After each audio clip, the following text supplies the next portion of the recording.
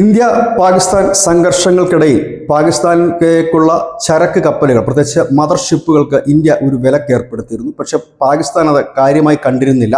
പക്ഷേ ഇപ്പോൾ പാകിസ്ഥാൻ ഇതുമൂലം നട്ടം തിരിയുകയാണെന്ന് പാകിസ്ഥാൻ്റെ മുഖപത്രമായ ഡോൺ റിപ്പോർട്ട് ചെയ്യുന്നു. ചരക്ക് കൂലി കൂടി, ചരക്കെത്താനുള്ള ദിവസം മുൻപത്തേനേക്കാളും 30 മുതൽ 50 ദിവസം വരെ അധികമായി. ഇതുമൂലം ചരക്കുകൾ പലതും ഉപയോഗിക്കാൻ കഴിയാതെ നശിക്കുന്ന സാഹചര്യവും എത്തി.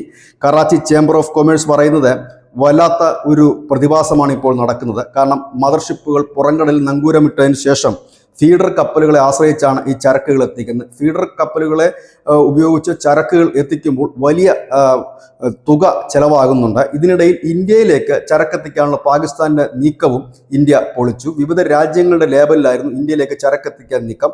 കഴിഞ്ഞ ദിവസം ദുബായിൽ നിന്ന് ഇന്ത്യയിലേക്ക് ചരക്കുമായി എത്തിയ കപ്പൽ പരിശോധിച്ചപ്പോഴാണ് ഉദ്യോഗസ്ഥർക്ക് കാര്യം മനസ്സിലായത്. അപ്പോൾ തന്നെ അത് തടഞ്ഞു വെക്കുകയും തിരിച്ചയക്കുകയും ചെയ്തു. അതായത് മറ്റു രാജ്യങ്ങളുടെ ലേബലുകൾ ഉപയോഗിച്ചുകൊണ്ട് പാകിസ്ഥാൻ ഉൽപ്പന്നങ്ങൾ ഇന്ത്യയിലേക്ക് എത്തിക്കാനുള്ള ശ്രമമാണ് ഇന്ത്യ തടഞ്ഞത്. News desk news India Malayalam.